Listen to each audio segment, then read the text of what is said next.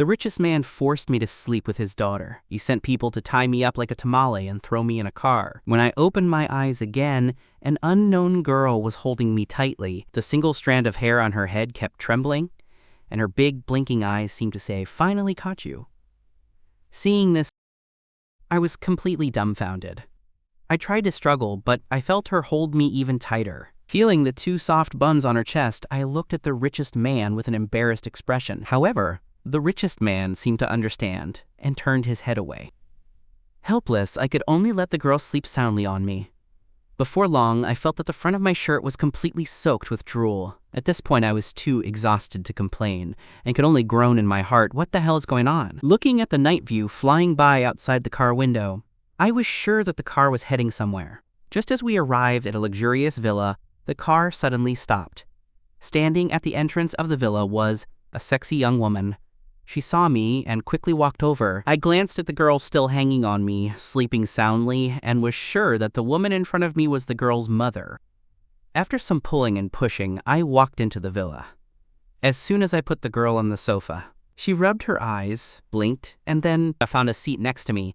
She then got on me and hugged me again. The young woman from before also brought a plate of fruit. "Diga, come eat some fruit." I felt like crying. "I'm called Xiaoyao," I said. "Can you please tell me why you keep calling me Diga?" The young woman sat on my right, held the girl's hand, and said softly, "We know you're called Xiaoyao, but Xiaoxi is used to calling you Diga, so we just go with it." I wiped my face and asked, bewildered, "I still don't understand. Son, do you remember what happened 12 years ago? Back then, you were in an orphanage. How could I forget? This was the source of my nightmares for more than a decade. I was a playful kid and ran alone to the broken temple on the back mountain. Out of curiosity, I peered through the crack in the door and saw something I would never forget. A girl was lying motionless behind the door, her skin waxy yellow, her small face etched with fear. Her stomach was cut open, and her internal organs were scooped out. A pool of blood covered the floor. Next to her were 5 other girls, their mouths gagged with rags, their eyes wide with terror. A pair of twins among them had already fainted. On the altar of the broken temple lay another girl, and a man with a furious expression was about to stab her with a gleaming knife. For some reason, faced with such a terrifying scene, I didn't run. Despite trembling all over, I quickly picked up a stone from the ground and threw it hard at the temple door. The door slammed to the ground with a loud bang. At just 8 years old, I yelled, "Don't be scared! Diga Ultraman is here!" The man was stunned for a moment, and I took the opportunity to grab another stone and throw it at the back of his head. It miraculously hit a pressure point, and the man fainted and fell to the ground. I quickly took the knife, untied all the living girls, and instructed those who could walk to help lift the door and carry it out of the temple. We then placed the 2 unconscious girls, the girl on the altar who couldn't move, and the deceased girl onto the door. Together, a group of kids dragged them down the mountain. At the foot of the mountain, we coincidentally ran into a police car. It was then that I was hit with an overwhelming sense of fear. I had one of the little girls go and call for the police officers, and then I secretly snuck back to the orphanage. Ever since, every time I think of that day, I feel that it was probably the greatest moment of my life. But when I think of the girl who died, I feel a lump in my throat. Thinking of this, I subconsciously rubbed the head of the girl in my arms. This little sister must be one of them, I thought. The woman, Sumu, held her daughter's hand and said gratefully, "We don't know how to thank you. Even now, remembering it makes my eyes well up. You were only 8 years old back then, and that beast was about to kill my daughter." The man next to her then spoke up. "I can assure you that you saved 6 lives. If the police had made too much noise during their search, or if the man had heard the siren, that monster would have killed all the kids without a second thought." It turns out that this monster also had a daughter, but her organs were stolen by someone powerful in the city. To get revenge, he kidnapped a bunch of wealthy girls of similar age from all over the city. At that moment, Sumu picked up a slice of cantaloupe, interrupting our conversation. "Don't talk about it anymore, son. It's all in the past." I took the fruit, my heart aching. I then looked up and asked, "So, why did you look for me, Uncle and Auntie? Although the girl is very soft and comfortable to hug, I'm really embarrassed to be doing this in front of you." Hearing this, the richest man's face showed a hint of bitterness. The girls who survived all have some degree of post-traumatic stress disorder, especially my daughter. She was so traumatized that she can't speak even to this day. She keeps screaming and asking why Diga isn't here yet. The Diga she's referring to is you. We never wanted to bother you, so we used AI technology to create a virtual version of you at the age of 8 to comfort her. But as she got older, Xiaoxi started to understand the difference between virtual and real, so she kept insisting on finding you. With that, the richest man stood up and bowed deeply. As a father, I am begging you to help my daughter. I really don't know what else to do. With a sleeping koala hanging on me, I couldn't stand up to help him. But I was genuinely moved. Please don't say that, uncle. I will help you. Please don't do this. The richest man's eyes welled up with tears. He grabbed my hand and kept thanking me. Thank you so much. He wiped his tears and said, Zhang Rong, please give Xiaoxi a bath. I'll talk to Xiao Yao in more detail. Hearing this, Sumu took out a 3D mask from the sofa cushion, put it on her face, and gently patted her daughter's shoulder. Xiaoxi, time for a bath. At this, I was completely stunned. Su Yongxi rubbed her eyes, looked up at the two Xiao Yaos in front of her, then reached out and pinched my face. She then kissed me on the cheek, a proud smile on her face as if to say, Did you really think you could trick me? Sumu looked helpless. Does this mean that from now on, Xiao Yao will have to give Xiaoxi a bath? I shivered and looked at the girl in my arms, coaxing her gently. Xiaoxi, only bad girls let boys give them baths. I hate bad girls the most. Su Yongqi pouted and finally got off me. She tugged at Sumu's sleeve and said something in a low voice. Sumu took off the mask and gave me a grateful look. She then led her daughter into the bathroom. Honey, today, do you want the 8-year-old Diga doll or the 18-year-old Diga doll? Su Yongxi held up 2 fingers. Both! Xiaoxi, you're too greedy. Girls can't be so greedy. Sumu dotingly ruffled her daughter's hair. Wait, you know it's the same person? You're so smart. Su Yongxi puffed up her chest proudly and laughed. Hey. My mouth twitched at this. Yeah, you sure are smart. Su Yongxi smiled sweetly and waved her hand. Oh, I just sighed and waved back. Go on. At this point, I was determined to cure Su Yongxi. Otherwise, I would wake up in the middle of the night thinking that somewhere in this city there was not only a mask of my face, but also a doll made in my image. That would be too terrifying. So I went straight to the point. Uncle, how should I cooperate with your daughter's treatment? The richest man stroked his chin and said, The doctor's advice is for you to spend more time with her.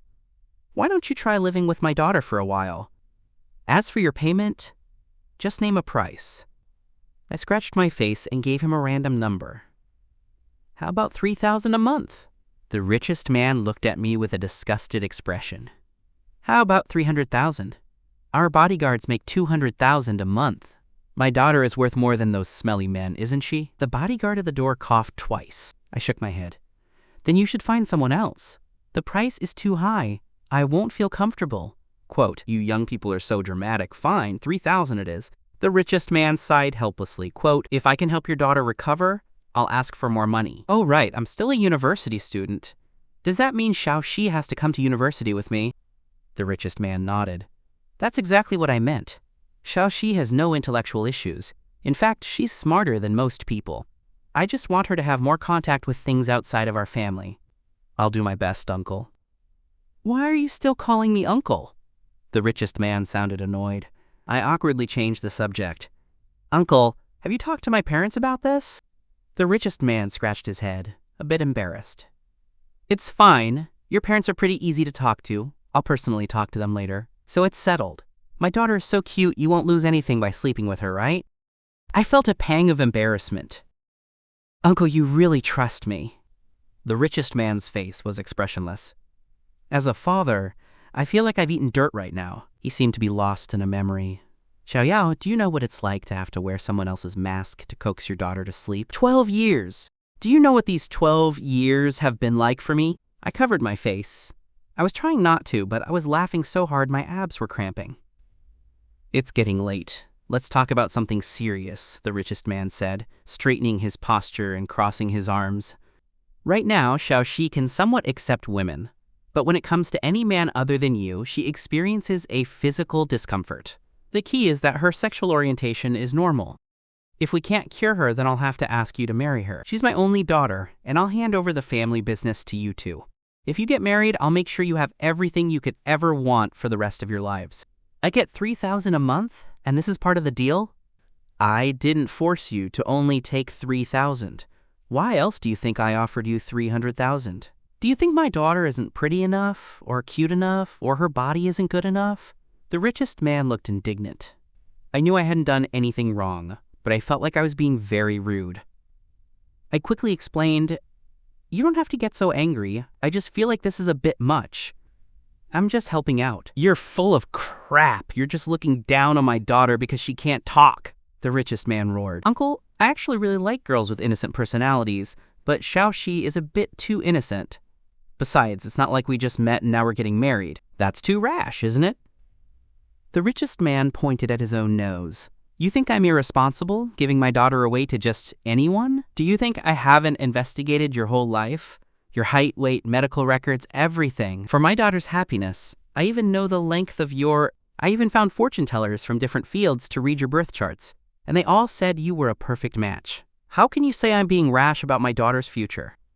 After listening to the richest man, my brain felt like it was overheating. He was breathing heavily.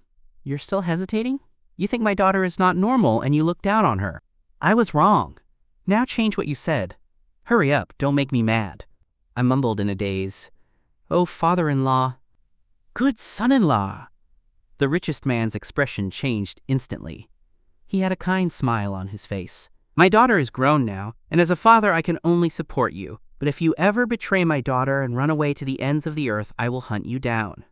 At that, I instantly woke up. What the hell was this? The richest man suddenly called out, "Xiao Zhao!" A few bodyguards came over with ladders and started taking down the cameras in the corners of the room. I was shocked. I had been wondering why there were cameras in a wealthy man's living room. "Uncle, you better shut up. If you ever marry someone else, I'll hire people to rent out all the electronic billboards in your city and play this video on a loop." I rubbed my forehead. This joke had gone way too far. "I'm sorry. I'm a helpless father. What if my daughter never gets better? I need to have some form of insurance." Just then, the bathroom door opened. The mother and daughter were both in their pajamas.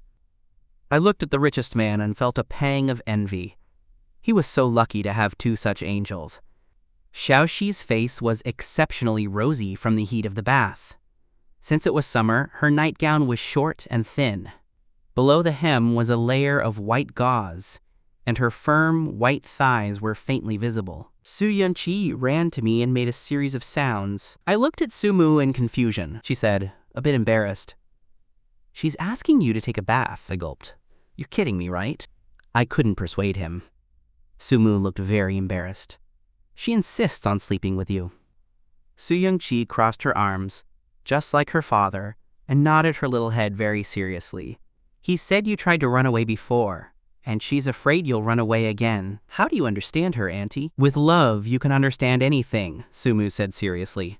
"One day, you'll understand her too." "Can I refuse?" Su Yunxi waved her little pink and white hands anxiously. "She says no. Xiaoxi says she's wanted a baby for a long time." Sumu's face was as red as a tomato. What in the world is going on? Su Yunxi nodded and seriously held up one finger to explain. "Ah." Sumu held her head in her hands, thinking, "I knew I shouldn't have let you read those romance novels." The richest man's face turned black. "What did our daughter say?" "Ever since I knew you were going to bring her, Diga, as her mom, I had to give her some advice. To prepare her, I showed her online romance novels. She probably remembered the plots and came up with her own rule.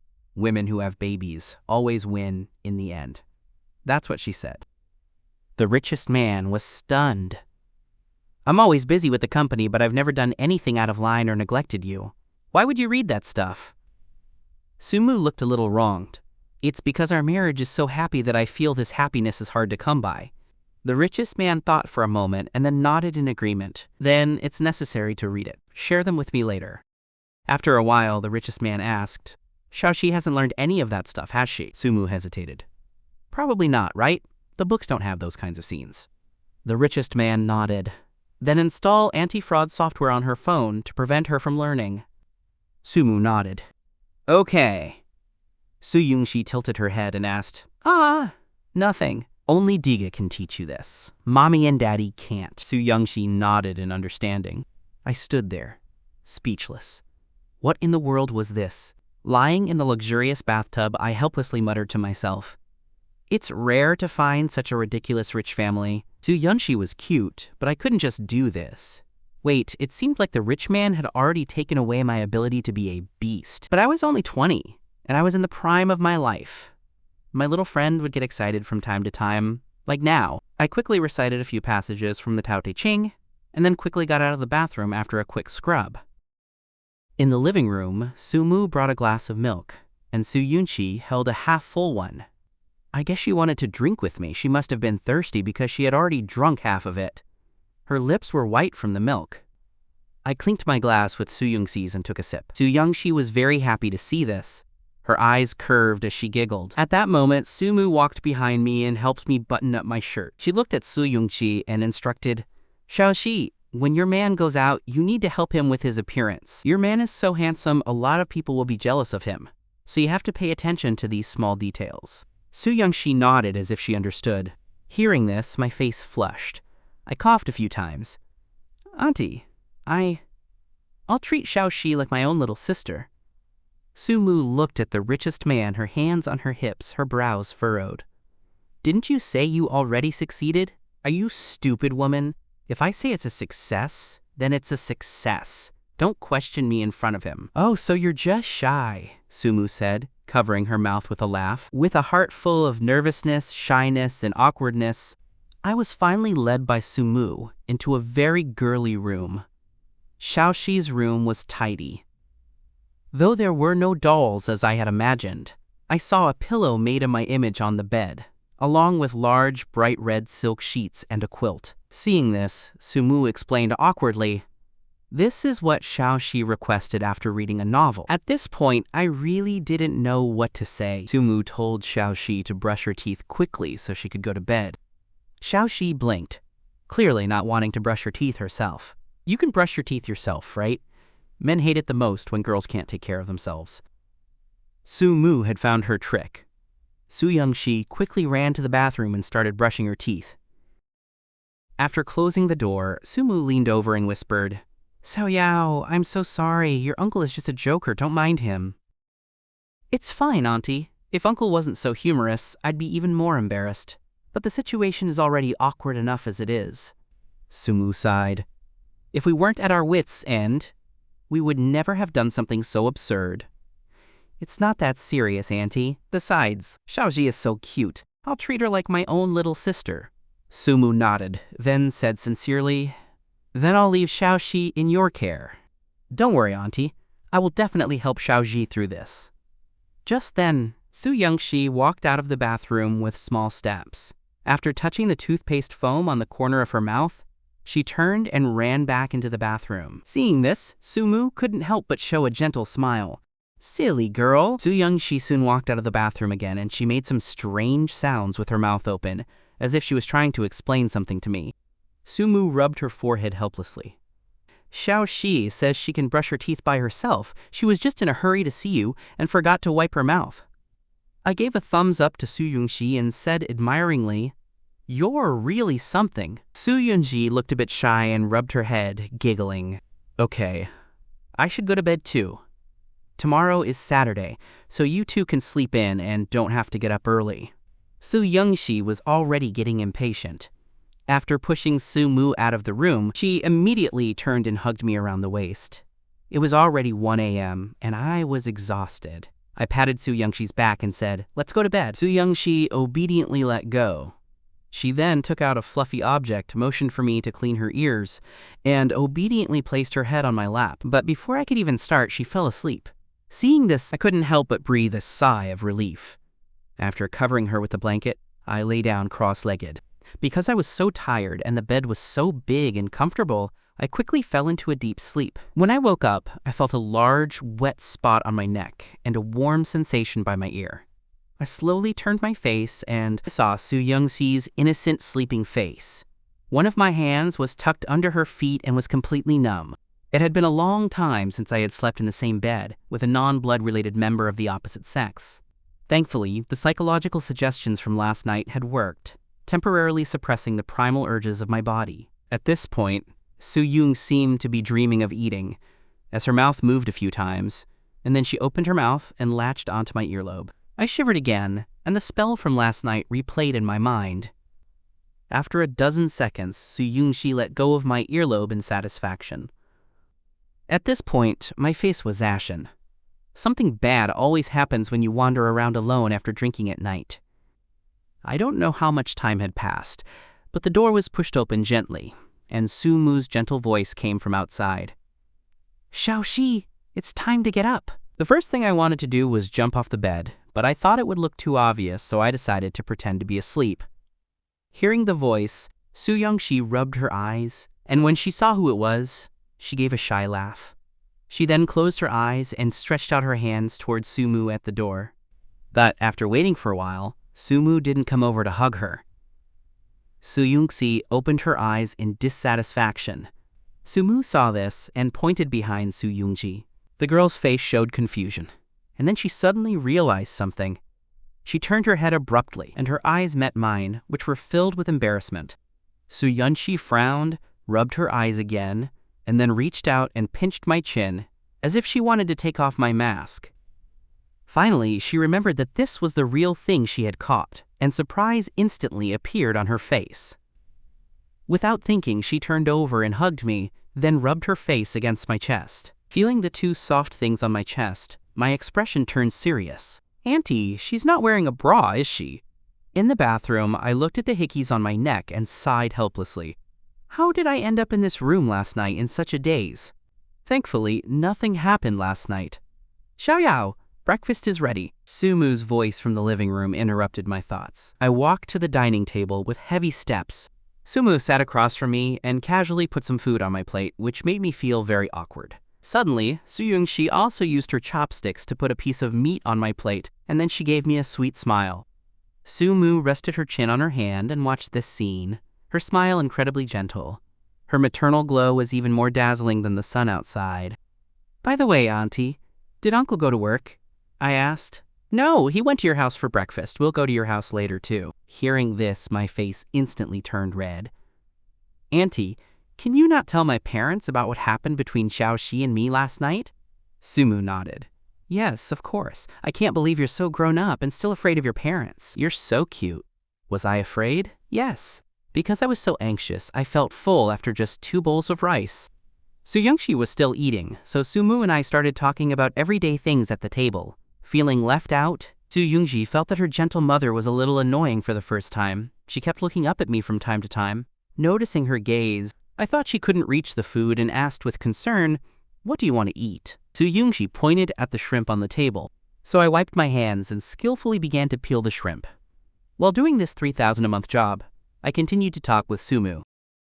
"Auntie, I was a little out of it yesterday, which is why I was silly enough to go into Xiao-shi's room. It was really improper. I'll find a way to get her to sleep alone from now on." Hearing this, Soo-young-shi immediately puffed up her cheeks and pouted, looking at me. Soo-moo maintained her hands on chin pose.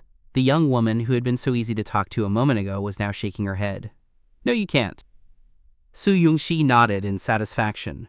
She then took a mouthful of shrimp and stuffed her cheeks full. Soo-moo continued to explain.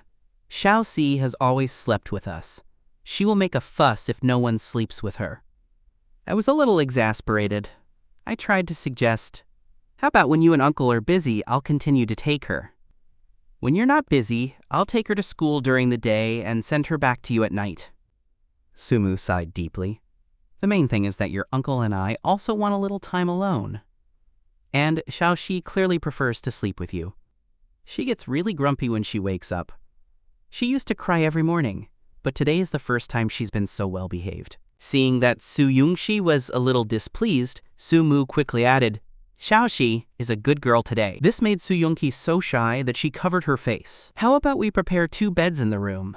I'll coax her to sleep, and then I'll go to the other bed," I suggested. Hearing this, Soo-young-shi's eyes darted around.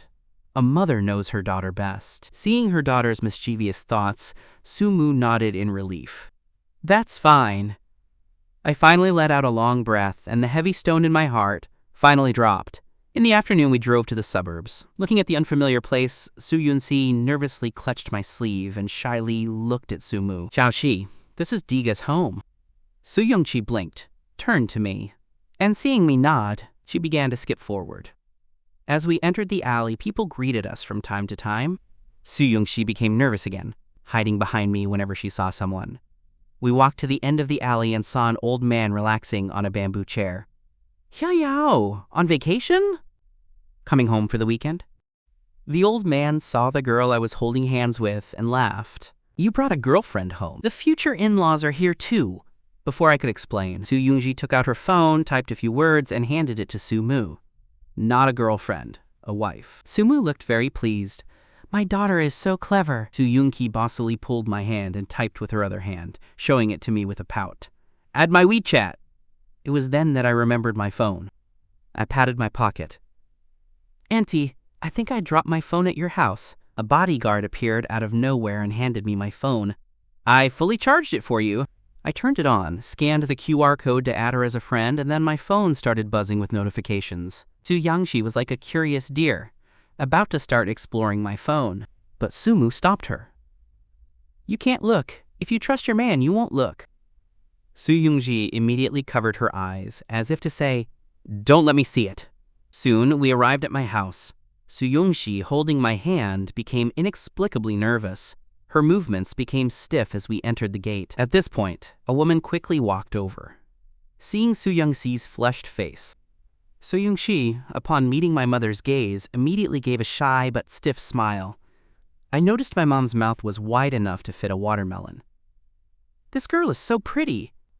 Su Yunxi opened her mouth and then closed it, tears of nervousness welling up in her eyes. This made my mom feel so sorry for her. Come on in, sweetie. Feeling her motherly warmth, Su Yunxi held back her tears but took out her phone and typed a few words. Mother-in-law. Everyone was stunned. My mom was the first to react and quickly ushered everyone into the house. The richest man was talking with my dad. At this moment, my dad patted his chest and said to the richest man, Brother, sister-in-law, don't worry. If my son does anything out of line, just call the police and have him arrested. We'll accept it. Sumu quickly waved her hand. Our family put him in a difficult position. It might be hard for him to find a partner later on, so we wanted to give you some peace of mind. Anyway, this was all our choice, and the way my daughter is now. My mom waved her hand. If it weren't for you, we wouldn't know when we'd find our son. He's so hard to reach. The richest man handed my dad a cigarette. If it weren't for your son, my daughter wouldn't be alive. How can you say that? Besides, among all the kids in that orphanage, your family was the easiest to find. We didn't have to put in much effort. Sungmu suddenly remembered something and interrupted the richest man. Right, I forgot to ask if Xiaoyao has a partner. My mom looked confused. Then she seemed to recall something. I think he does. My dad's face began to twitch. Sumu's smile also froze. If he has a girlfriend, it's not appropriate for Xiaoyao to be with Xiaoxi. No matter how much we're willing to give, we can't ruin our daughter's reputation. So everyone's faces turned to me. Sitting on the sofa, I could only tell them the story of how I tried to win over the school's goddess. I stammered. She thought I was lying to her and didn't want to be with me anymore. I felt it wasn't right either, so I just gave up. I emphasized the part about filming a short video with her, trying to change the subject, but Sumu's expression became stranger and stranger. She held her phone and looked at the girl's face, tilting her head. She looks familiar. She then handed the phone to the richest man. You're better at recognizing people. Take a look. The richest man took the phone and looked at it, his face a mixture of a smile and a scowl. Your taste is pretty good, kid. This is Chief Chen's daughter. What a coincidence. At this point, I felt something was off. Uncle, what's wrong? The richest man looked up, and his face was full of emotion. How many girls did you save back then? My dad heard this and understood. You're one of the 5 families, aren't you? The richest man nodded. Do you remember Chen Kang? My dad couldn't hold it in. He's my direct superior now. He's come to inspect our department several times this year. He told me that he has a daughter, and my son saved her. How could I not know? My mom pulled my dad's sleeve and looked at me as if I were a two-timing scumbag. As the atmosphere grew more and more awkward, I quickly tried to stop them. She rejected me directly. It was a long time ago, and I don't plan on dating for now. Just as everyone breathed a sigh of relief, a call came in from someone named Yu. My dad coughed and asked, "Who is it?" I felt an itching all over. I mumbled, "Just a friend." At this point, the richest man's brain was spinning. I remember Chen Kang's daughter's nickname is Xiao Ru. Uh-huh. I managed to nod. "Uncle, Auntie, I'll take this call first." Sumu looked relaxed. "Go ahead." Su Yunsi, on the other hand, felt that she could never be the gentle and generous woman her mother spoke of. Her watery eyes looked at me with an expression of grief.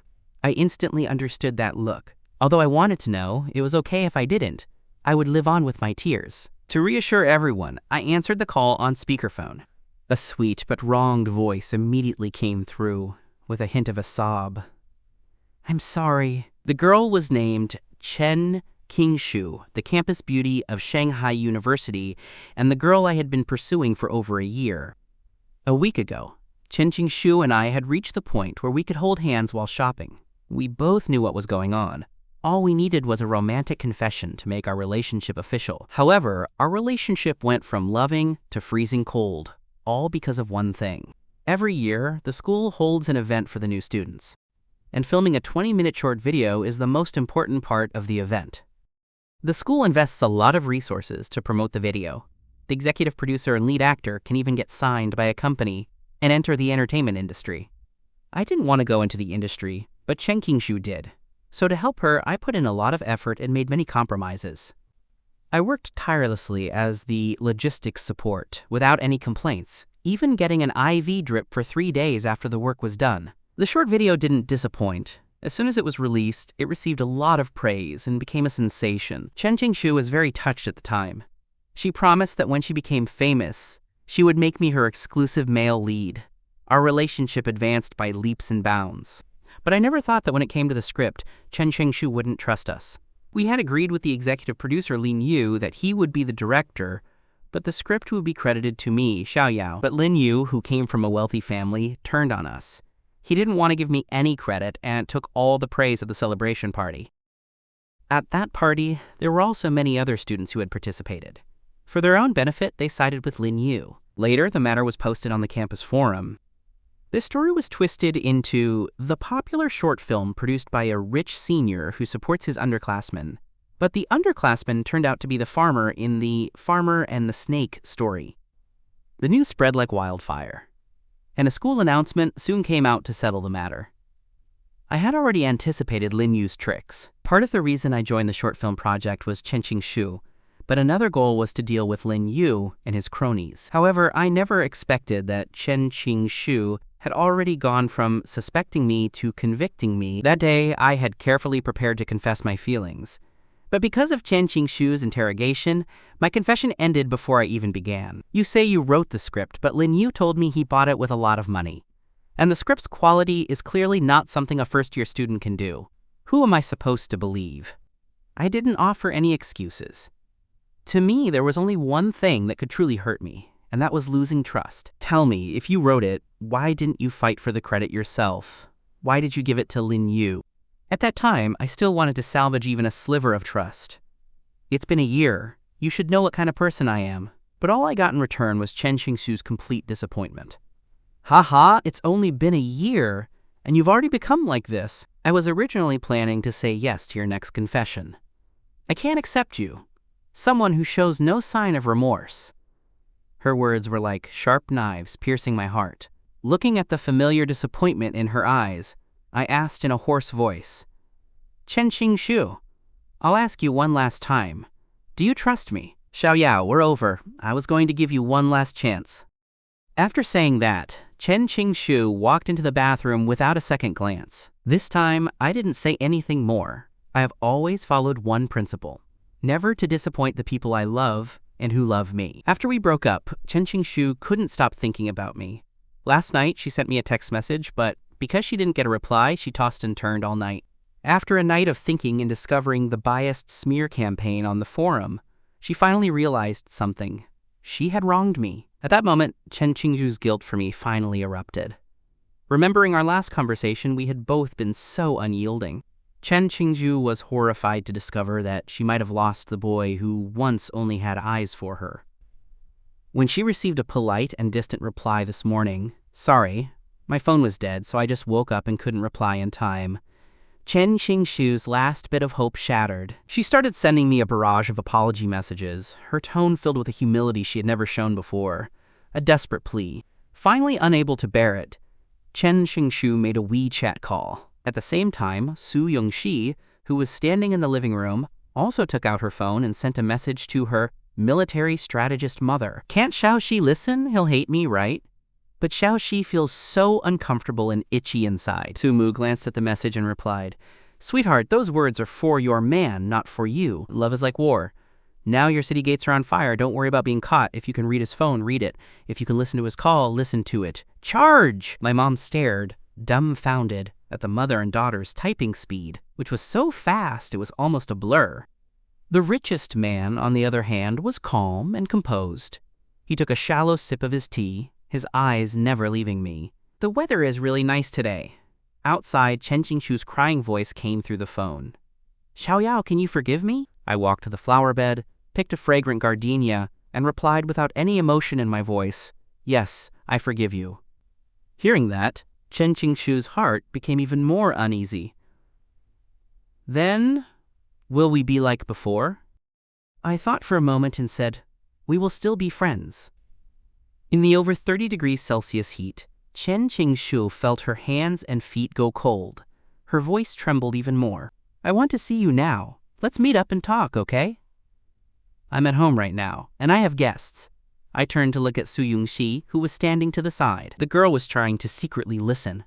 When she saw that I had noticed her, she looked flustered and almost lost her balance. Seeing this, I quickly helped her. "Careful." On the phone, Chen Qingzhu asked, confused, "What?" "Sorry, I wasn't talking to you just now." My tone was neither distant nor aloof, but Chen Qingzhu's heart grew more panicked. "Are you free tomorrow?"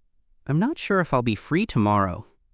I let go of Su Yongxi's waist and asked, "Did Ji Qin say something to you?" "No. There was someone next to you just now. Who was it?" Chen Qu changed the subject. She didn't want me to think she only believed in me because her best friend told her to. I answered her directly, "A guest's daughter." Chen Qingzhu's expression froze. 1,000 possibilities ran through her mind. But then, she shook her head in denial. "It must be a mischievous little girl, right? Little girls are so naughty, bring her out to play. There's a children's playground near the in-time shopping center by the school." I thought for a moment. Going out might help Su Yongxi, but it would be inconvenient to meet Chen Qingzhu with her. "She's too old for a children's playground." Chen Qingzhu's face stiffened. She said in a joking tone, "You're not on a blind date, are you?" I heard the awkwardness in her tone. Since we had already decided to be friends, there was no harm in being direct. "Frankly, I have no intention of dating you. From now on, our relationship will be limited to friendship." It would be too arrogant to assume she was pleading with me, and I wasn't stupid. From the way Su Mu and the richest man were acting, it was pretty much a blind date, plus I would have to bring Su Yongxi to school with me in the future, so I might as well say it now, kind of like a blind date. Her family hired me to be a nanny for their daughter. I can introduce you to her later. "What do you mean? They want you to go to school with her?" "And you agreed?" Chen Qingzhu asked in disbelief. I thought for a moment and nodded. "Yeah, I agreed. It's for a good cause." "A good cause doesn't mean you should throw your own life away. Is it because I hurt you that you're just marrying into some family? You can't treat yourself so casually." Chen Qingzhu was furious. "It's a complicated situation. It has to do with my friend's privacy. I just agreed to take care of her. There's nothing more to it." Knowing that Chen Qingzhu was also one of the girls I had saved back then, just like Su Yongxi, I added, "You might know her too." Chen Qingzhu was so anxious. "I'm coming to your house right now. Send me your address." "That's really not a good idea. If you don't believe me, there's nothing I can do." Hearing my words, Chen Qing's face turned red with anger. "You'll regret this," she said viciously. With a beep, the call ended. I put my phone back in my pocket with an expressionless face. I was a bit spaced out. In the past, I dreaded hearing Chen Qingshu say those words. Now, I almost felt a sense of relief when I heard them.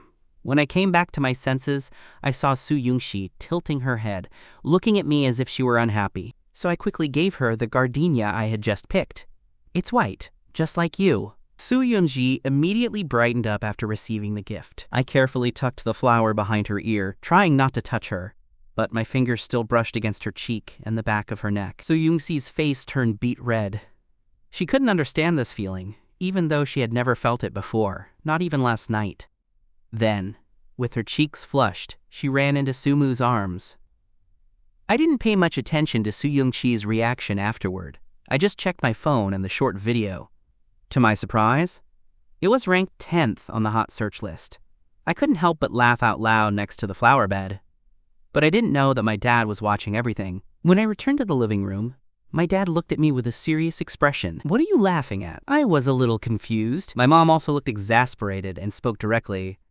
"How can you expect your Uncle Su to trust you to take care of Xiaoxi when you act like that?" "Mom, what are you talking about? How am I acting?" "Your smile is so perverted," my mom said helplessly. Hearing this, my mouth twitched. I was laughing because my short video made it to the hot list.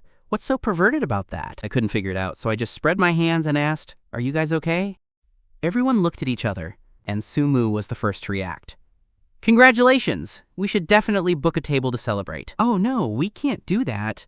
It's not right to have guests pay for the meal," my mom said, waving her hands.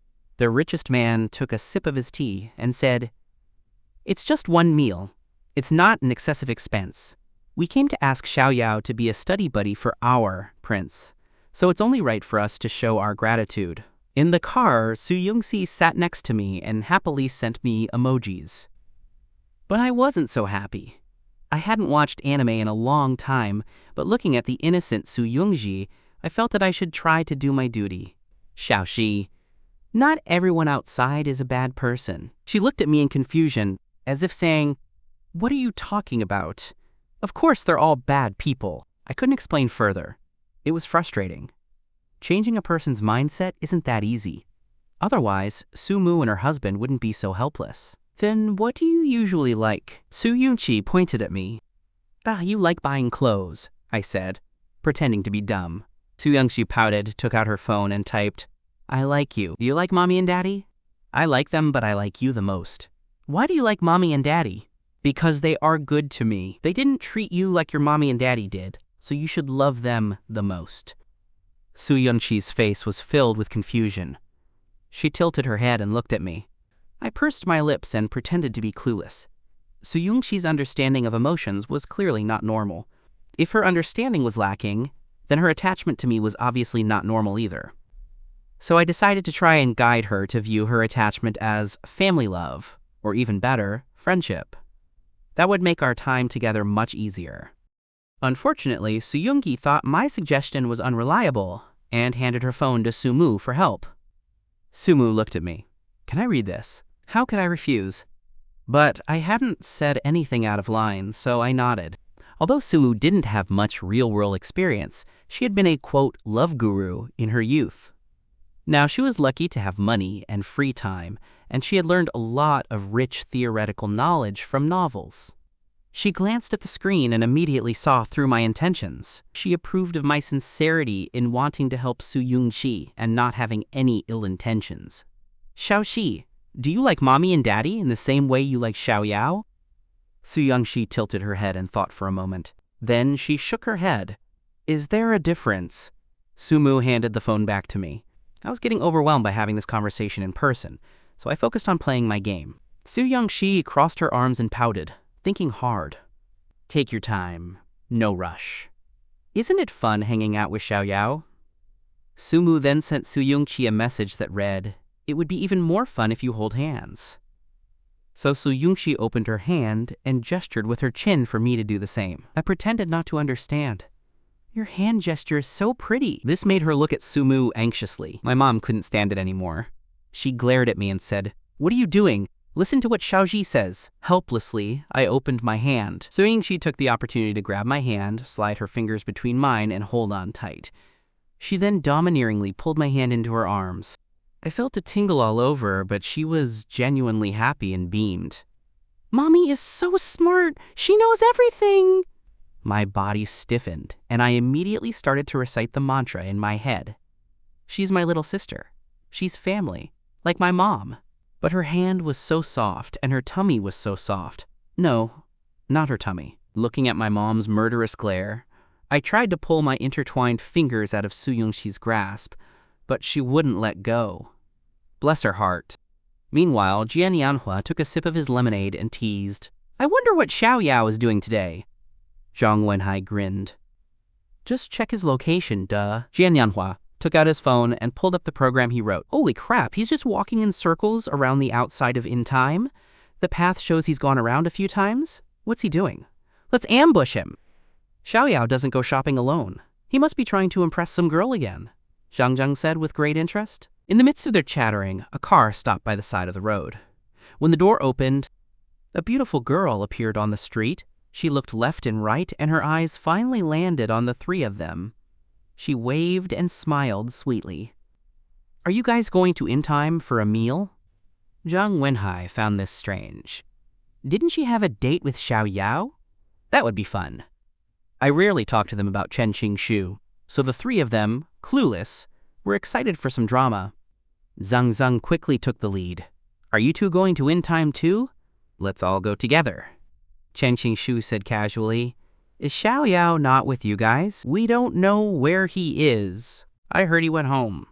"Haven't heard from him all day," Zhang Zheng said with a faint smile. As someone who only watched pure romance shows, he was very familiar with this kind of plot. So the three of them fanned the flames and talked about how heartbroken I was. Although they exaggerated a bit, it wasn't a total lie. At this point, the car had driven around In Time for several laps. Su Yongxi had overcome her fear of crowds, and then we heard a driver in a black suit get out of the car on a hot day and open the door. Zhang Zheng stood at the entrance of the mall, fanning himself. "These rich people and their dramatic entrances." Before he could finish, two women got out of the car. "Auntie," Jian Yanhua rolled his eyes. "Are you trying to take a shortcut?" Zhang Wenhai looked closer and hit Jian Yanhua's head. "Shut up! That's Xiao Yao's mom, Jiang Ru!" Chen Qingxu's jaw dropped in surprise. "Really?" My mom on the other side of the street also noticed. Zhang Wenhai told Jiang Ru and then walked directly toward the group of people. Quote, "Auntie!" Zhang Wenhai scratched his head and said hello. "You rascal, why don't you ever come over to our house to play? Are these Xiao Yao's classmates?" "Hello, I'm Xiao Yao's mom." Then she saw Chen Qingxu and was stunned. "What a beautiful girl. You look so familiar." She realized that this was the girl from the video. Noticing Chen Qingxiu's shy and somewhat ingratiating expression, my mom's lips subconsciously curled into a smile. Chen Qingxiu, observing my mom's unpredictable mood, immediately misunderstood. Did Xiao Yao say something? Her heart skipped a beat, and her stubborn pride made her want to salvage the situation. She quickly said, "Auntie, there's actually a misunderstanding between Xiao Yao and me. Anyway, I want to talk to him in person." "It's just as I thought," my mom thought, her smile growing so wide it could crack the ground. At this moment, I got out of the car and was still negotiating with Su Yongxi. "Xiaoxi, it's not good to hold hands like this in public." Noticing the glances of passers-by, the usually bossy Su Yongxi became timid and hid in my arms. Su Mu ignored my pleading look and said, "Just go inside, it's too hot out here." I sighed, recited the mantra a few times, and hoped not to run into anyone I knew. The next moment, I instinctively covered my face. I couldn't hold it in. I couldn't. My parents had also seen and recognized her. This was too exciting. But wait, my daughter was in a crisis. Why were they so excited? Su Yanji felt my body stiffen and found it strange. She looked up in confusion, her eyes meeting Chen Qingxiu's. Relying on her innate talent, she instantly understood. An enemy. This is an enemy. Chen Qingxiu quickly approached. Su Yongji's single strand of hair began to spin. What should I do? What should I do? With a crisp sound, everyone was stunned. Chen Qingxiu's face turned red with anger. "Explain this!" I smoothed out my expression. Anyone would get angry in this situation. I took a few deep breaths to calm myself. Suyongxi's voice was calm. This is my friend's elder. They asked me to take care of her. Why should I believe you? I didn't do anything wrong, so I had no reason to feel guilty. How much strength could a girl have? My face didn't hurt, but my heart was chilled. Whether you believe it or not is up to you. Sumu, as a mother, immediately took over. This is my daughter. Our family has a long-standing friendship with Xiaoyao's family. He is not lying. Chen Qingshu was stunned, but still a little unconvinced. She looked at Suyongxi. What's your name? For some reason, her initial aggression towards Chen Qingshu had completely disappeared. Her expression changed. She showed no cowardice, only determination. Suyongxi took out her phone and lightly typed 3 characters on the keyboard, showing the words to Chen Qingshu. Now it was Chen Qingshu's turn to be confused. What is this? Sumu explained. My daughter can't speak. Just read what she typed. She's introducing herself to you. When Chen Qingshu heard this, her heart sank. The sunlight was a bit dazzling, and Chen Qingshu leaned forward slightly, squinting. Suyongxi. A memory in her mind was awakened. She looked up at Sumu and finally recognized her. Auntie Jiang, you're the one from back then, and this is the little she-sister from back then? It's been a long time, Xiao Yu. You've grown up to be even prettier. Then she pointed at me. You might not know this, but the boy who saved you back then is Xiao Yao. Chen Qingshu stood frozen. The face of the boy from back then overlapped with the flustered young man in front of her. No wonder she felt an inexplicable fondness for Xiao Yao the first time she saw him. The emotions she had suppressed with reason now surged back more intensely. Her heart was in a mess, and she was completely overwhelmed. She couldn't say a single word. Chen Qingshu had never been this flustered. She didn't know where to put her hands, so she just held them tightly together, her body trembling uncontrollably. Xiao Yao, when did you find out? Quote, just a few hours before you did. My expression hadn't changed at all. I looked at my mom, who was standing at the entrance of the mall, frantically scratching her head and pretending not to know me. You should know that's my mom, right? This meant that even my own mother was aware. With so many onlookers, she had just acted without thinking. Chen Qingshu choked. I'm sorry. She wanted to apologize, but she couldn't say anything. Sumu smoothed things over. It's so hot. Let's go inside and talk. Okay. Chen Qingshu responded but didn't follow. She just quietly walked away, and as she turned her head, tears streamed down her face.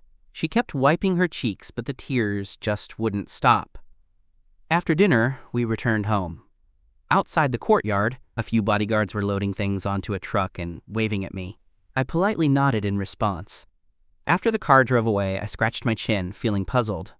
That's strange. Why would Dad agree to let someone send things to us? My mom, standing next to me, glanced at me. How do you know they're sending us things? They're taking away your table, chairs, bed, wardrobe, and desk. Wow, that's really considerate. They're probably afraid you'll get homesick, right? From now on, you don't have to worry about not having a place to live on weekends. Hurry up. The car is waiting. I was silent for a long time. I looked at the blood kinship test that left no doubt. My lips trembled. Let's go.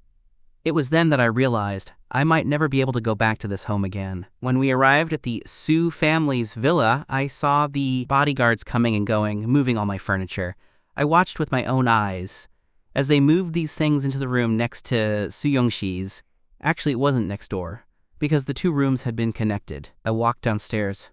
Auntie, didn't you bring my bed? Oh, sorry. Those clumsy guys broke your bed. Sumu looked apologetic. We've already ordered a new bed from abroad, but I heard it's stuck at customs. I'll figure something out. Just wait a little longer. I rubbed my forehead. I wasn't stupid. They could bring back that rickety old wardrobe, but they couldn't handle a simple folding bed? How badly did you want me to sleep in the same bed as your daughter? After I took a shower, I saw that I had a new message on my phone. I clicked on it, and my eyebrows furrowed. I stood there, lost in thought, and then suddenly smiled. When I came back to my senses, I saw the mother and daughter staring at me. Suyongxi looked at me with a scrutinizing gaze. I still couldn't understand her at all, Sumu laughed. Xiaoxi is asking what you're thinking about. Auntie, can you please delete the recording of the bathtub? Sumu shook her head. No. Either you give Xiaoxi a bath, or just pretend I didn't say anything. I took a seat on the sofa. Opposite me, Sumu was whispering in Suyungji's ear. You were distracted just now. His reaction just now wasn't about this. Suyungji's cowlick received some kind of signal and danced uneasily. She whispered in Sumu's ear. It could be that person, but not necessarily. At a time like this, we need to do a reconnaissance. If he doesn't want to talk about it, you can't ask him again. It's not good for mommy to ask either. I had to admit, Sumu was a bit of a genius. She could actually understand Suyungji's childlike way of speaking, and her voice was so soft. It was like she had some kind of superpower. But to be honest, even if Suyungji had spoken loudly, I wouldn't have understood her. Then Sumu whispered to Suyungji again. I heard that watching romance movies with a guy can help with a relationship. Suyungji looked up at me, so I took out my phone and cast an anime I hadn't watched in a long time. Sumu laughed. Excellent. I've never seen a romance anime before. I should learn from it. When they saw the jerk character comforting another girl, Suyungji's cheeks puffed out in anger. HMPH, HMPH. That's not Xiaoyao. Don't get too into it. Sumu laughed. Then Suyungji blinked and reached out to touch me. She asked. She's asking if you would betray her and play with other girls. I was speechless. Sumu nodded. He says he will only love you for the rest of his life. I was speechless. Suyungji drew with her fingers, and the mother and daughter were very secretive. They would occasionally glance at me and say a few words. Sumu was very busy. Not only did she have to translate for Suyungji, but she also had to translate for me, who was either laughing or silent. At 2 a.m., both mother and daughter had fallen asleep. The richest man quietly opened the door and tiptoed in, picking up Sumu and giving me an apologetic look. Go to rest. Suyungji is sleeping soundly, so her guard should be low. I lay down on the sofa. I was starting to feel that this $3,000 a month job was not worth it. I would have to talk to the richest man about a raise later. The next day, after dinner, Sumu felt a bit frustrated. She thought Xiaoyao was starting to be perfunctory. He was even absent-minded while eating with Suyungji, and it had only been 2 days. His lack of professionalism made Sumu deeply uneasy, so she cornered her husband in the garden and expressed her doubts. What's going on with Xiaoyao? Her husband sighed. If you don't understand, then I'm even more clueless. Sumu threatened. Only men understand men. You better figure it out. If you can't, don't touch me. Her husband's face twitched. Ever since Xiaoxi got sick, a normal couple's activities felt like they were sneaking around. It was exciting at first, but after a while, it became torture. Ever since Xiaoyao came, the phrase, absence makes the heart grow fonder, felt like the most beautiful words in the world. But it had only been 2 days, and she wouldn't let him touch her. Was this something a human would do? His wife's words seemed to imply that Xiaoyao wasn't wholeheartedly treating their daughter. For the sake of his own happy life, he pondered for a long time before saying, if it's really not working out, then we can just turn a blind eye. Xiaoxi likes him, so let's not make too much of a fuss. Sumu looked at her husband with narrowed eyes. So as Xiaoxi's father, how much can you accept? Holding hands should be okay, right? Sumu was speechless and almost had a heart attack. Is that the problem? He genuinely treats her like a little sister. If there was anything more, what would we find if we checked on them with the door closed at night? I'm guessing if he didn't try to avoid it, they would have already kissed. Sumu glanced at the giddy Suyungji, who was swaying her head. She can live like this for the rest of her life. But can Xiaoyao? Her husband was silent for a moment before sighing softly. That's a real problem. Sumu sighed. It's already been confirmed that Xiaoyao's role is more important than we imagined. The key is that he doesn't just say he treats her like a sister, he actually does. Her husband rubbed his chin, and a glint of light flashed in his eyes. He's getting tired of her so soon? Sumu couldn't be bothered to argue with her husband anymore. He looks at her like she's his sister. No matter what Xiaoxi does, he's always smiling. Getting tired of someone only happens in a romantic relationship. In Zhao Yao's eyes, it's more like family or friendship. From a man's perspective, what kind of girl does a boy like him like? Her husband crossed his arms. Objectively speaking, Xiaoxi is a perfect 10 in every way. Any normal boy would fall for her immediately. The problem is with Xiaoyao. He's probably sick. Sumu's expression became serious and she nodded. You have a point. Maybe there's something on his mind. The way he was yesterday, it must be something serious. Once the school matter is resolved, he won't be so distracted. We just have to wait. If he gets used to her being around, he'll feel lonely when she's not. Alright, you can go to the office. Oh, and about what you said earlier about needing some space, I agree that we need a little distance. Let's take a break today. Sumu canceled her shopping plans for the day and took out a chessboard, asking me and Su Yunqi to play chess. I actually quite liked playing chess, especially Go. Although I hadn't formally learned it, I was a decent player. It was better to play 5 in a row with Su Yunqi and let her win a few rounds to make her happy. Sumu brought me a cup of tea. Isn't it a bit boring for Xiaoxi to just play chess? Su Yunji, who didn't understand, tilted her head and said, "Ah." Sumu smiled slightly. Xiaoxi said that the person who loses has to agree to one of your conditions. Su Yunxi's small face was filled with a big question mark. Ah? My face was expressionless. Auntie, she only made one sound, Sumu chuckled. Don't worry about the details. I was speechless. Su Yunxi had already taken it seriously and looked very earnest. I noticed that her palm was open again. It was probably just about holding hands. So I nonchalantly nodded. Just then, Su Yunxi made another sound. Sumu took a sip of tea and translated. Xiaoji says to play Go. She's never played 5 in a row. I nodded awkwardly.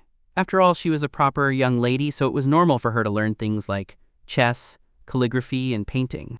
Then Sumu gave me a look, telling me to let her win.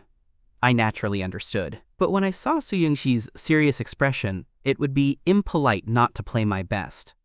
But 10 minutes later, Sumu blinked. Did you deliberately let her win? No, I was already using my full power.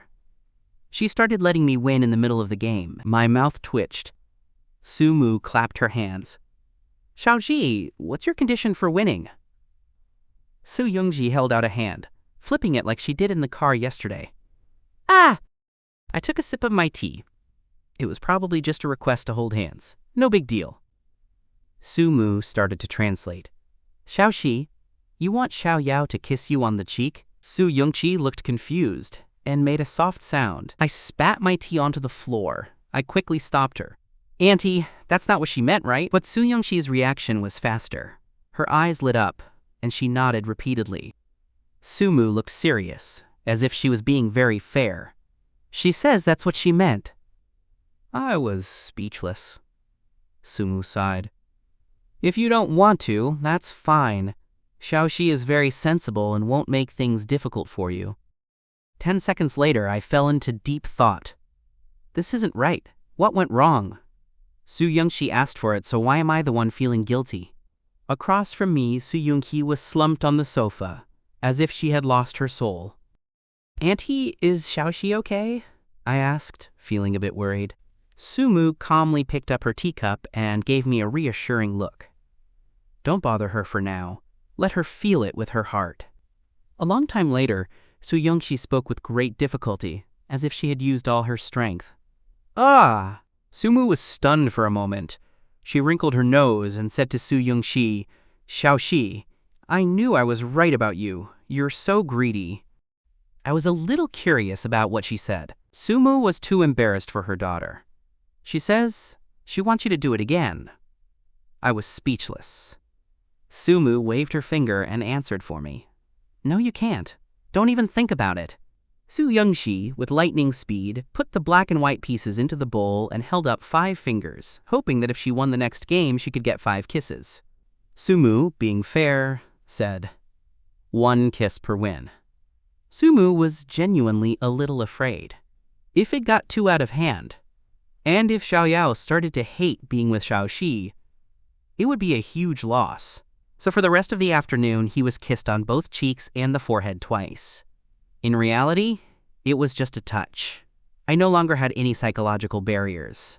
The power of habit was truly terrifying. After dinner, Su Yunqi seemed tired and fell asleep. The richest man brought me a cup of tea. I was a little flattered. Thank you, uncle. He didn't show much emotion. Sumu sat to the side, and both of them looked at me at the same time. To be honest, I was a little freaked out. What's wrong? He withdrew his gaze and coughed awkwardly. I'm a casual person. Don't be so nervous. How do you feel? Can you live in this house? It's great. Very convenient. Perfect. The apartment near the school will have the same layout as this one, he said, scratching his temple. You should be able to move in the day after tomorrow. There shouldn't be any problems with the school. We'll have a driver pick you up and drop you off, or you can do whatever you want. Is this arrangement convenient for you? I was stunned. So soon? Sumu, who was peeling an orange, said with a smile, "Not at all. It depends on you." I lowered my head. "I have some things to take care of at school. Can we wait a little longer? A month at the most." The richest man's eyes narrowed. "You can solve it in a month? That's impressive." The hairs on my arms stood on end. I rubbed my arm. Big boss, what are you talking about?" He chuckled. "Yesterday, when you showed us the short film, I could tell you were very concerned about something, so I took the liberty of looking into it. The name on the short film doesn't seem to be yours, but you registered the copyright. This was originally for non-commercial use, so you probably didn't pay much attention to the copyright, did you? I also had someone ask around. The students at your school have some things to say about you. Do you have a conflict with a classmate?" He tapped the table. "Or are you setting a trap for someone?" I felt inexplicably guilty. The conflict between Lin Yu and me was not that simple. From what I knew, Lin Yu could use his influence to control most of the school's administration. And that was just the tip of the iceberg, let alone his elders and other connections. The richest man was a legitimate businessman. Besides, this was my business. Even if he wanted to help, he would probably regret getting involved. Before I could speak, he waved his hand. "Don't underestimate me. I know more than you think. You, however, don't know enough about people like them. You will fail." I never expected the richest man to be so perceptive and to genuinely think of me as an important person. Sumu said, "We weren't just saying we would treat you like family." I lowered my head, feeling a little ashamed. The incident felt so far away to me now, but it had never left my mind since I started university. She was a performing arts student at Modu University. She wanted to be an actress and was very beautiful, I began. "She was a very good friend of mine in high school." I looked up, carefully organizing my thoughts. "She jumped from a building on the day I enrolled." Sumu couldn't help but gasp. The richest man frowned and gestured for me to continue. "The school said it was because of family problems, but her parents were both working professionals, and their family was very harmonious. The family problem was that she was good-looking and wanted to be an actress. She met Lin Yu at a party and was drugged. After that, he set her up with a lot of people."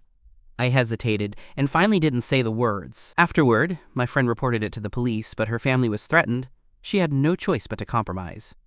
My eyes turned red, and I gritted my teeth. The richest man put out his cigarette. "I know a little about that company. They have deep roots in the media industry, and many officials have been dragged down with them." My friend fell into a bottomless pit after her first compromise. In the end, she couldn't stand the humiliation and committed suicide by jumping off a building. She was even afraid of implicating her parents, so she left a suicide note, saying she fell because of depression. From what I know, after that, her father took the family and left Modu. Her mother couldn't accept it and had a mental breakdown. She's now in a mental hospital. Before this, you couldn't count the number of girls who had been set up by Lin Yu on two hands.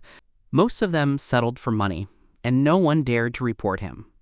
But after what happened to my friend, Lin Yu has been much more cautious. At most, he threatens people with school positions and resources. He's been very careful. The richest man frowned. "That's not right. How can someone who is careful push a person to the point of suicide?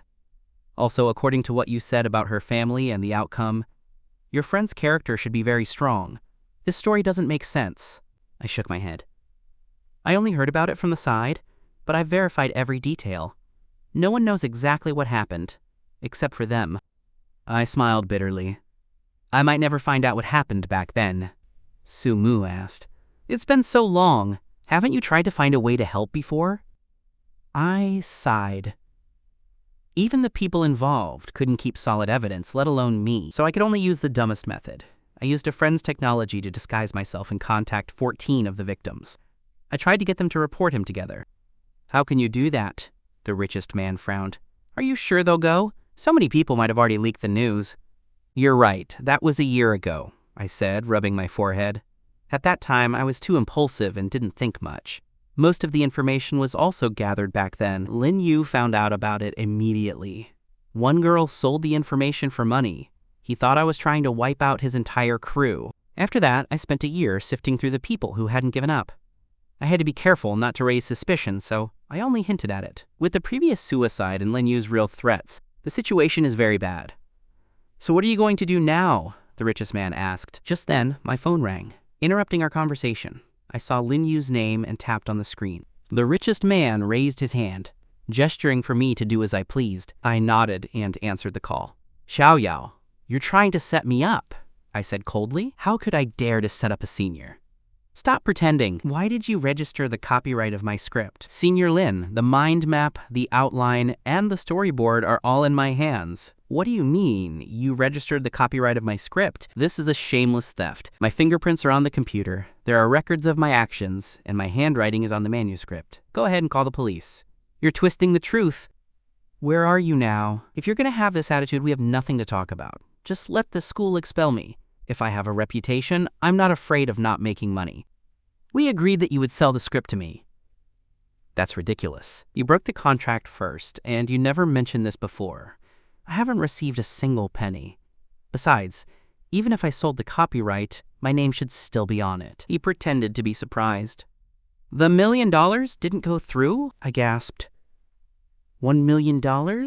After a long silence, he said, "I just checked, and the payment was a mistake. Let's re-sign the contract. Where are you now?" "I just got to my hometown. I'm in a mountain gully. Senior Lin, give me the address, and I'll head back right away. I'll be there tomorrow." "Give me the address, and I'll send a car to pick you up. I'm in the mountains with a fish cart. My great uncle is driving a donkey. My phone is about to die, so I'm going to turn it off. I'll call you as soon as I get to a place with good reception. Don't not pick up the phone when I call you." I pressed the middle finger button, and the call ended. Lying about my phone being off was pointless. Sumu looked at me in confusion. The richest man said, "In Go, there's a tactic of playing a weak move. Have you heard of it?" Sumu shook her head. "I haven't. This tactic is neither a fierce attack nor a defensive strategy. It's just a move to test the opponent's reaction. The conflict over the copyright issue seems small. Even if it's confirmed, it's not a big deal. But what seems unimportant can lead to other problems. The result is that once it's confirmed that Xiao Yao was wronged, it will directly offend Lin's dignity.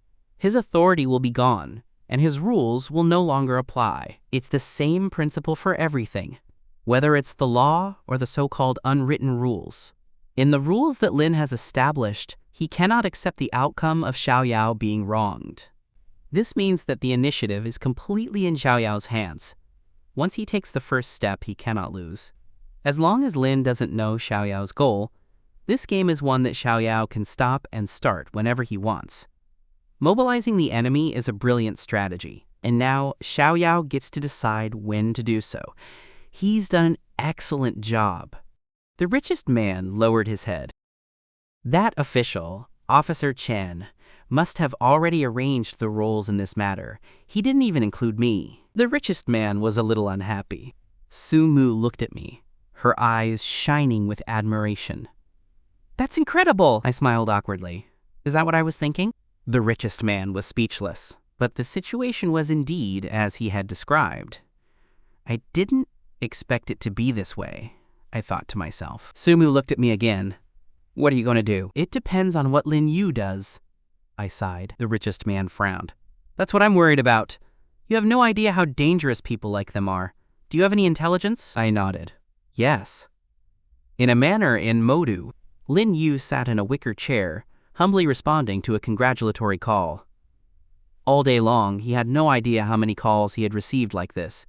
It was supposed to be a perfect day, but one small mistake had made it imperfect. Then he made a call. "Help me track a phone number's location and its path for the next 3 days." After the $185,000 was paid, he received a detailed report in his email. Lin Yu quickly scanned it, and a dark cloud formed over his brow.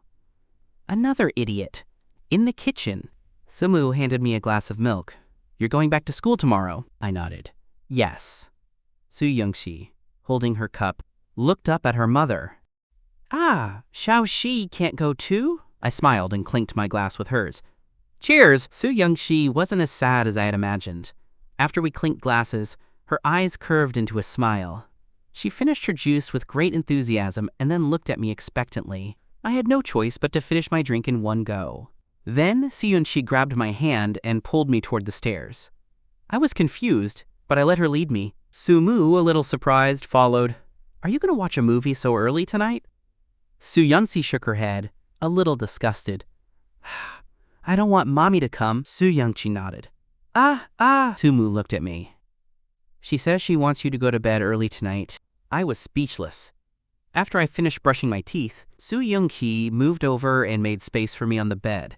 Although it was always awkward, this time was especially awkward. It was the first time I had ever gone to bed so formally. I sat on the edge of the bed and then lay down next to Suyunchi. As soon as I lay down, she expertly turned off the lights. I heard a soft rustling sound of clothes next to me. As we all know, most girls will free the little bunnies before they go to sleep. Although I couldn't see anything with my eyes open, I still turned my back to her. After she was done, she lay down and pulled my shoulder. I instinctively put out an arm, and Suyungsi rested her head on it. Sumu also went to bed early. When her daughter cried tomorrow, she would have plenty of energy to comfort her. She's 20. It's time for her to understand some things. The next morning after breakfast, the richest man was already waiting for me in the car. First, let's go to Modu University. The richest man looked at his watch and said slowly, as an owner's driver, you need to be familiar with the roads, have excellent driving skills, and be able to read the atmosphere.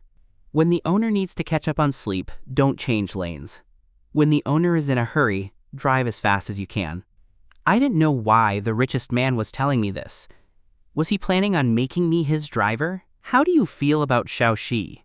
I thought for a moment and said, she is very smart. If it weren't for that accident, she would have a very successful career.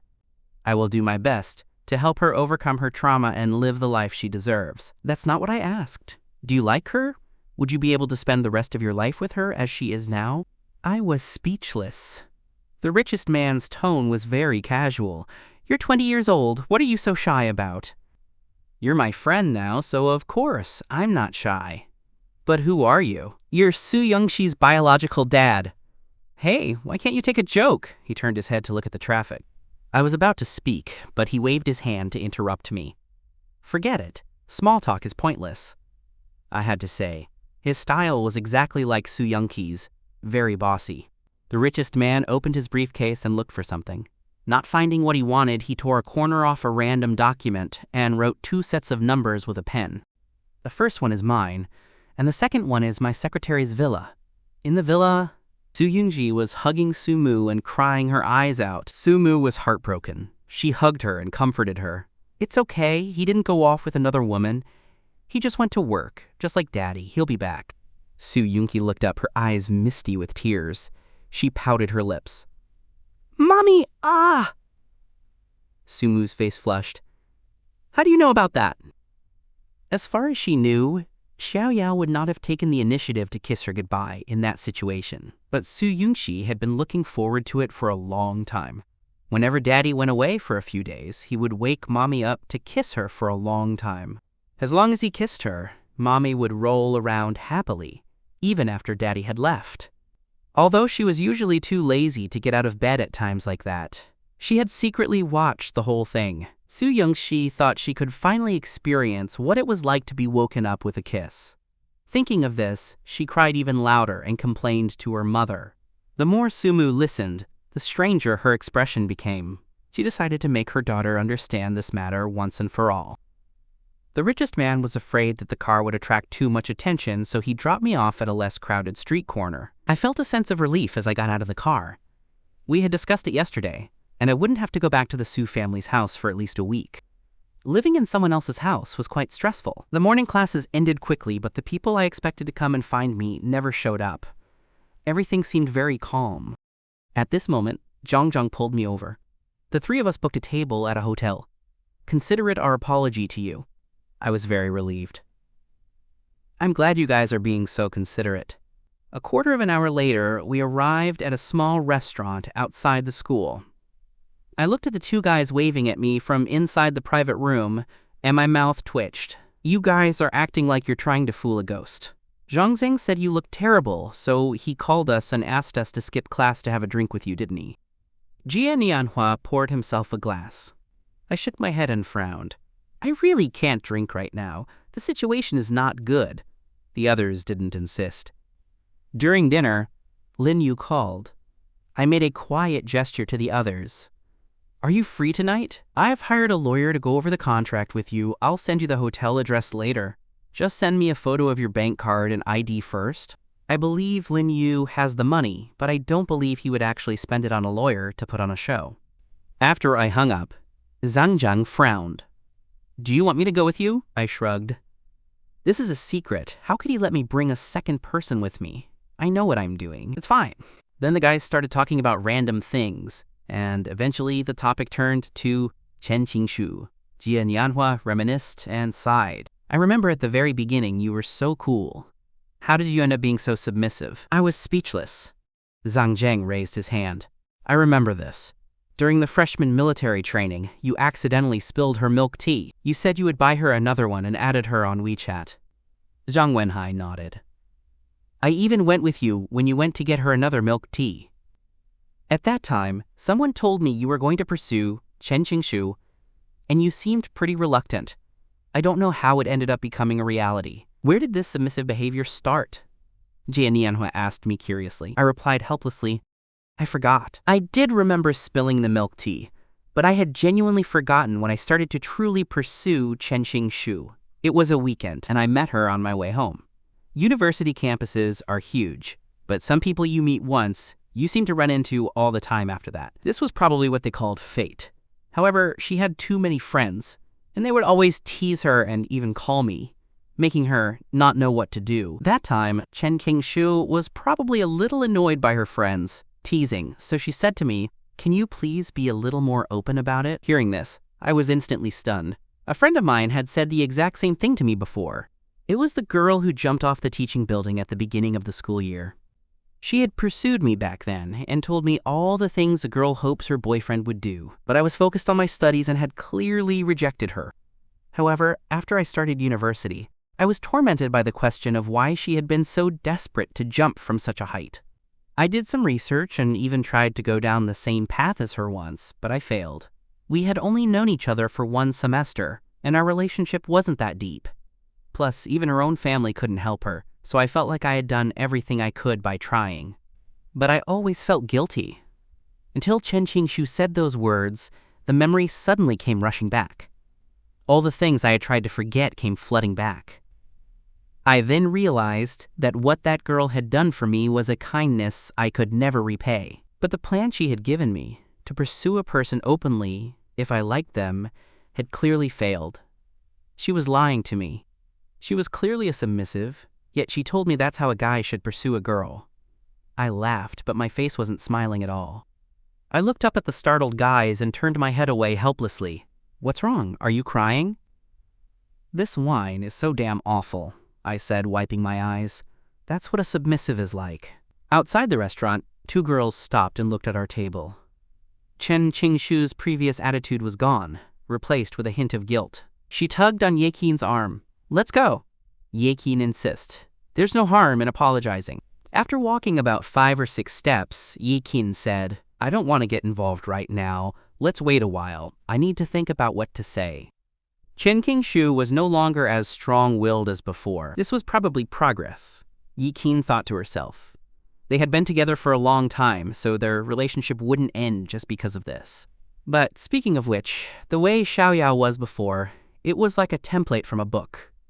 The current version of him, being a submissive, felt more human.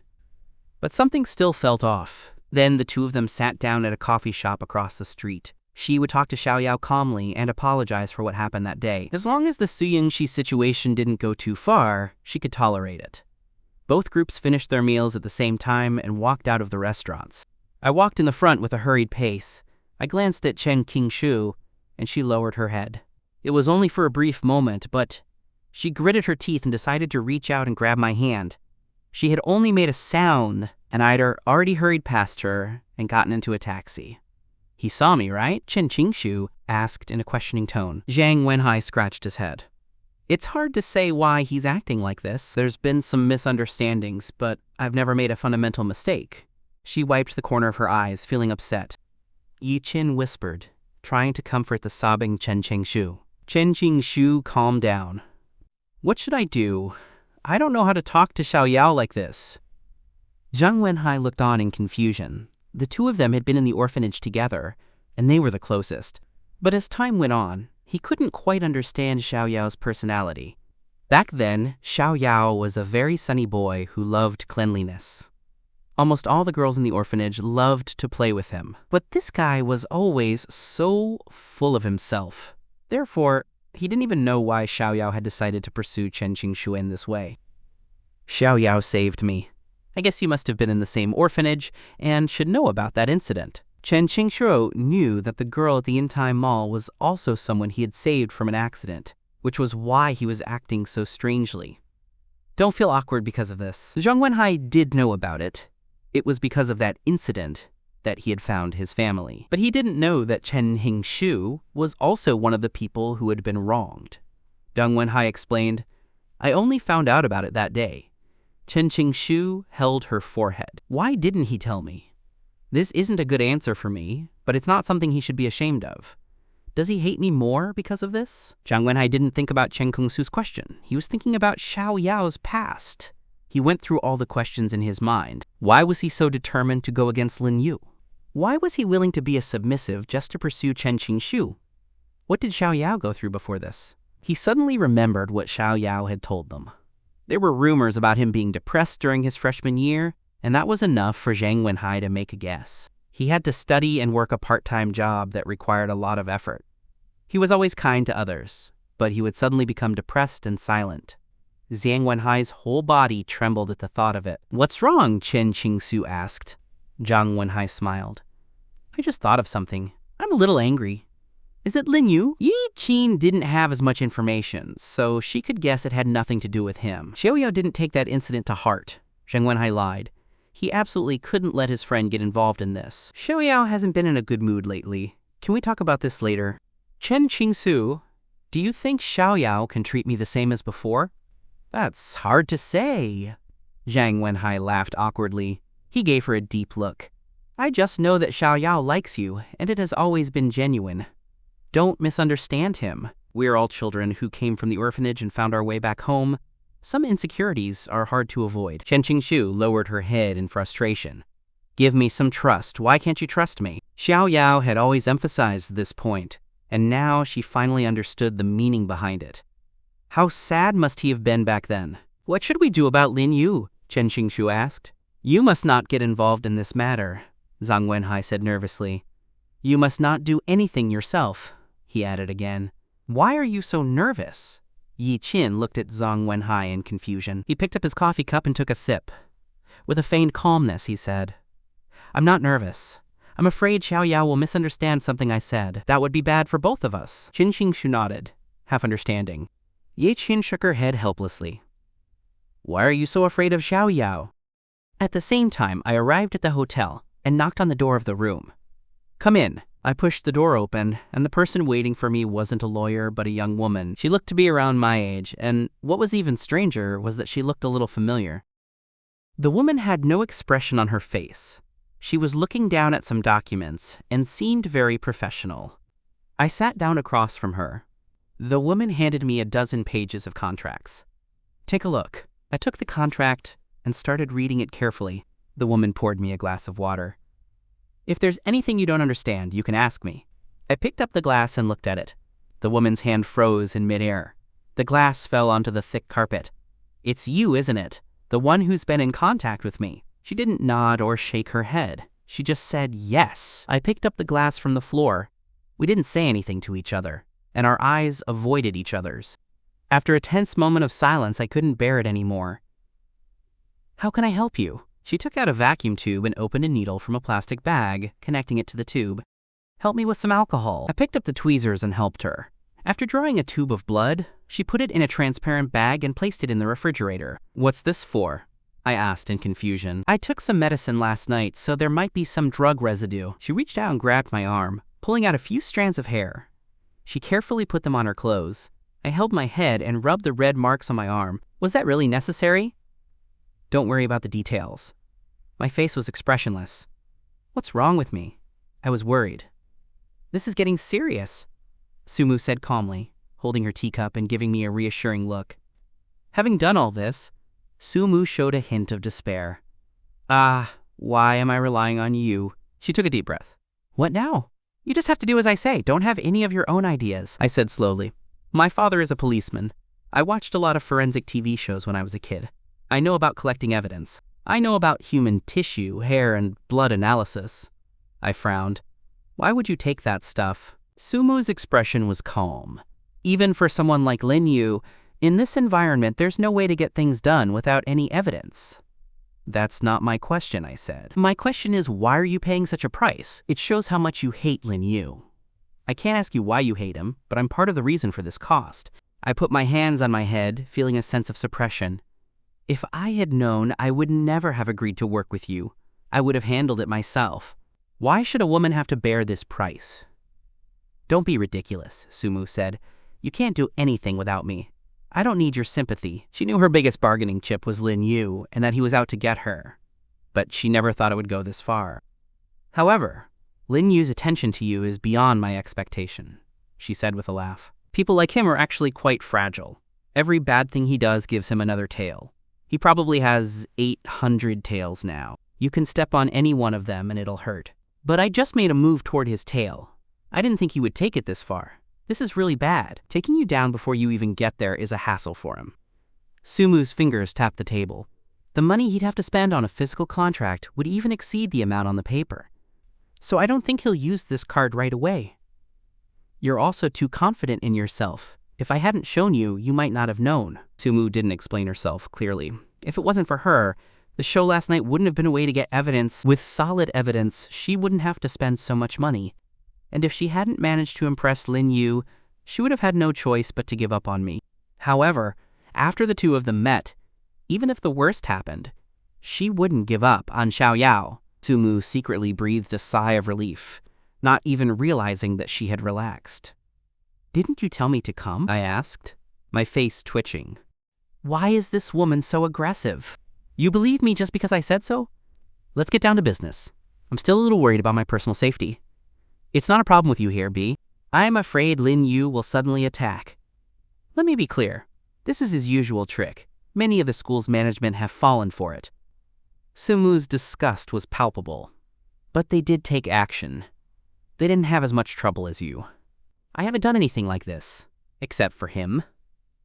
Sumu gave me a sideways glance.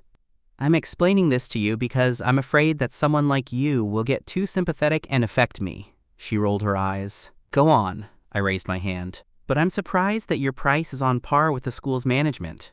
Now you can be prepared. The fact that your father is a police officer is a huge advantage. But you have to confirm that your father is a good person. Sumu looked me up and down. But from the looks of you, your father is probably the same kind of good-for-nothing. Good-for-nothings probably don't get promoted easily. But you're going too far by talking about your girlfriend's father. I was a little annoyed, but there was no need to fall for her trap. But some questions were crucial. Can I ask you a small question? Why are you so familiar with me? I had mentioned my father myself, deliberately bringing it up to make her feel at ease, but knowing about Chang Qingsu and even her father was too strange. Sumu frowned. Repeat your last sentence. I was speechless. I can't be led by you. Then why are you treating me this way? I frowned. If I didn't get this out in the open, I was afraid our cooperation wouldn't go smoothly. Because you're a bit unscrupulous. You deliberately played a girl to deal with Lin Yu, Sumu said bluntly. You're acting like a gentleman in front of me, so I'm a little disgusted with you. I didn't. Then why are you a submissive? I was speechless. Sumu finally smiled, a little happily. You're so interesting. Everyone says so. I finally breathed a sigh of relief. Her explanations were meaningless. Only her last smile was an answer. She suddenly became serious again. So can I trust you? I put on a serious face. You're a little off in your understanding, but there's no time to explain now. I have only one thing to say. You don't need to do anything from now on. Just leave everything to me. The two of us had been testing each other, carefully choosing our words so as not to hurt each other, and it was only with this sentence that we were finally honest with one another. I pointed to the refrigerator. Only when Lin Yu decides to use this do you have to tell me. I know. I'm not going to sign the contract. There's no trap in it, but signing it doesn't count for anything. This thing is not important at all. I'll do it your way. Okay, that's it. I stood up, pushed the door open, and went to the lobby. I heard footsteps behind me. Sumu was probably seeing me off. A hand patted my shoulder. Don't turn around, she said. I'm still going to answer your first question. It's you, and you didn't disappoint me. You didn't disappoint my sister. I turned around abruptly, my eyes instantly turning red. If I had met him a day later, even just one day later, this wouldn't have happened. The complicated past swirled in my chest. I bit my lip tightly. It was a thick, unresolvable sense of injustice. The surveillance outside can see you. Lin Yu will get suspicious, I said, sniffling and looking at her with concern. It'll be fine. He won't find out. I nodded. Sumu took a few steps back and waved her hand. Then I won't worry about it. It's all up to you. Chen Qingshu and Ye Qin spent half the afternoon shopping and planned to have dinner before going back. Ye Qin tried to persuade her. I advise you not to get involved in this matter. According to Zhang Wenhai, there must be something complicated hidden in it. He just looks down on me. Chen Qingshu pouted. Ye Qin scratched her head. He never tricks people for no reason. I think the attitude you show toward Xiao Yao won't be a problem. Go and ask Lin Yu face to face, and then you can tell Xiao Yao how you feel and apologize properly. No matter what his attitude is, it's not too late. Chen Qingshu nodded. I don't plan on becoming an actress. I want to study hard at school. I can learn a lot by helping Xiao Yao with whatever he's filming. Ye Qin's mouth curved into a smile. You should have a proper relationship with Xiao Yao. Chen Qingshu's face turned red. As they were talking, Lin Yu appeared in front of them. If he just happened to be passing by, I'll be damned. Ye Qin lowered her head and quietly mumbled, We apologize for the disturbance.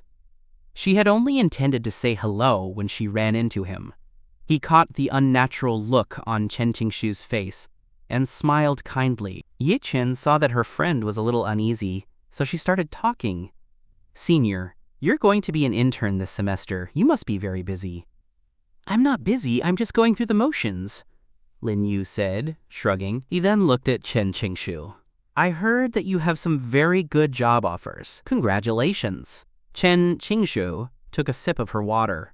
It's all thanks to my boyfriend. Upon hearing this, Lin Yu frowned and then smiled kindly. Are you talking about Xiao Yao? Who else could it be? Chen Qingshu put down her water glass. I should have been with him at the celebration dinner, as we were in the same company. Lin Yu nodded. I thought your relationship was a little distant at the time. I didn't realize you were arguing back then. Chen Qing sighed. But it's all good, as long as my boyfriend coaxes me right. He seems to have a lot of backbone, so it must be hard to coax him. I just like his backbone. The atmosphere became a little awkward, but it was clear that Chen Qingshu had provoked him, or rather, Xiao Yao. Regarding the script, I can tell you very frankly that it was written by Cao Yao, but he did some things that would shame the school if he were given the credit. You'll find out what they are soon. Lin Yu looked at Chen Qingshu.